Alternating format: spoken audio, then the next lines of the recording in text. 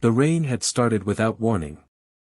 Outside the small, quiet cafe on Maple Street, the sky cried softly, its droplets tapping on the glass like a whispered plea for comfort.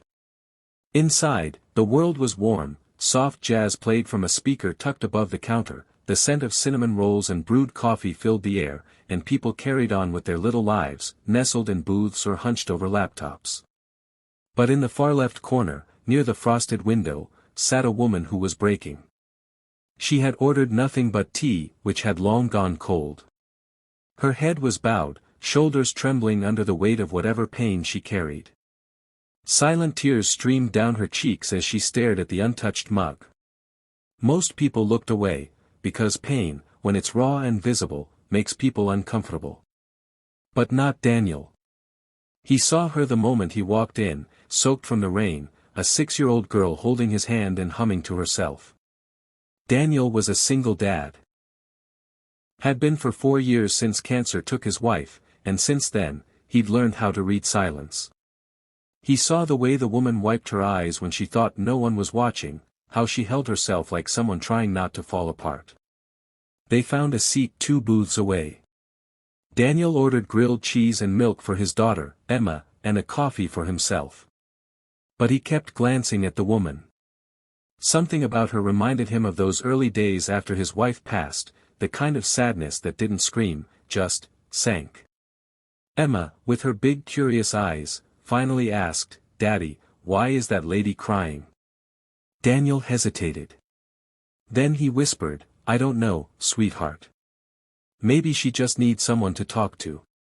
Emma's face lit up. "Then go talk to her." Daniel chuckled nervously. "It's not that simple, Em." But his daughter gave him that look, the same look her mother used to give him when she knew he was holding back from doing the right thing. That quiet dare. So, he stood up. He approached the woman slowly, gently, like one might approach a wounded bird. "Hi," he said softly, not wanting to startle her. "I'm sorry to bother you. I just noticed you looked upset. If you need someone to talk to, I'm a pretty good listener." She blinked in surprise, quickly wiping her face and offering a small, embarrassed smile. "I'm sorry, I didn't mean to."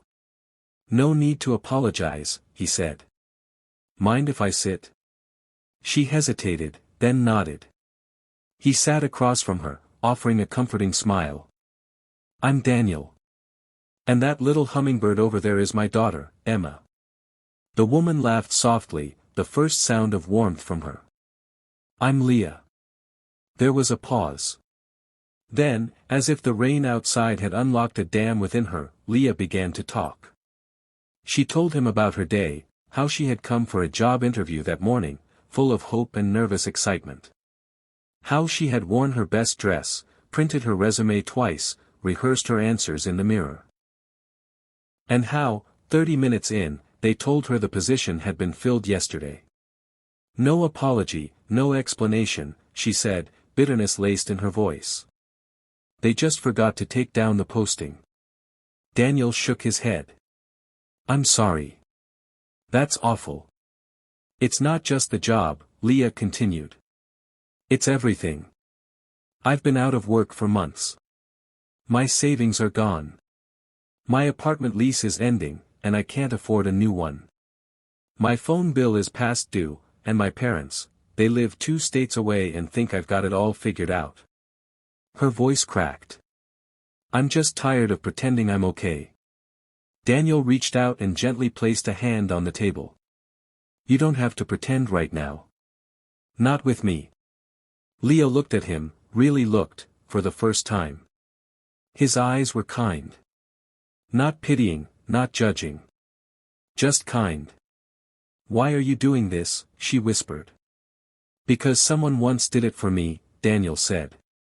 "After my wife passed, I was lost. And one day, a stranger noticed. Bought me coffee, let me talk. I never forgot it. Sometimes, we just need one person to say, you don't have to carry this alone." Leah blinked back tears. "Thank you." Just then, Emma slid into the booth beside her dad, a drawing in her hands. "I made this for you," she said, offering it to Leah. Leah smiled and took the paper. It was a crayon drawing of a stick figure girl with long hair, standing in the rain, but she was holding hands with a smaller stick figure and a man. Above them, a sun peeked out from behind the clouds. "I was sad in the rain," Emma explained, pointing. "But then you came, and we made sunshine." Leah bit her lip, trying not to cry again. "That's beautiful." "Thank you, Emma." "Are you feeling better now?" the little girl asked. Leah nodded. "A little bit, yes." That was how it began. Over the next hour, Daniel and Leah talked, not just about struggles, but about life. She learned that Daniel worked as a mechanic and took side gigs to support Emma. He told her about losing his wife, about the nights when he would sit alone, overwhelmed by grief and guilt, wondering if he was enough for his daughter. Leah shared how she had once dreamed of opening her own bakery, how she used to bake with her grandmother, how it all seemed so far away now. "You still can," Daniel said. "It's not over." Leah laughed. "You sound so sure." "Because I've seen what people can survive. And I believe in second chances." Something shifted in Leah then. Not everything. Not suddenly. But something. A flicker of warmth in the cold. When they left the cafe, it was still raining.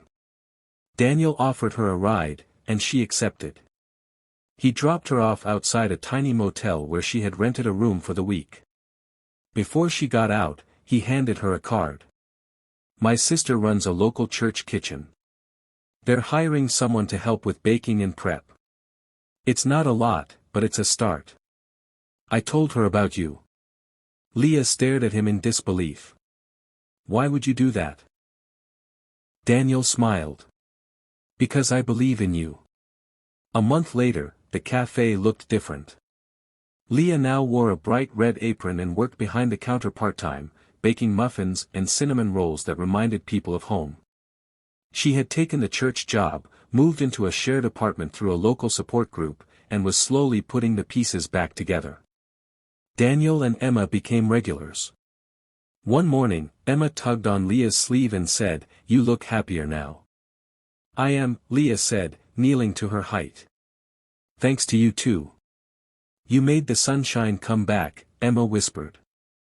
And Leah realized she wasn't crying anymore. 2 years later, Leah opened a small bakery of her own, Sunshine and Spice. On the front wall, framed in glass, hung a crayon drawing of 3 stick figures in the rain, with a bright sun above them. And every morning, a little girl named Emma came in for a cinnamon roll, followed by her dad, the man who once asked a stranger, "Need someone to talk to?" Because sometimes, all it takes is one moment of kindness to change the course of a life.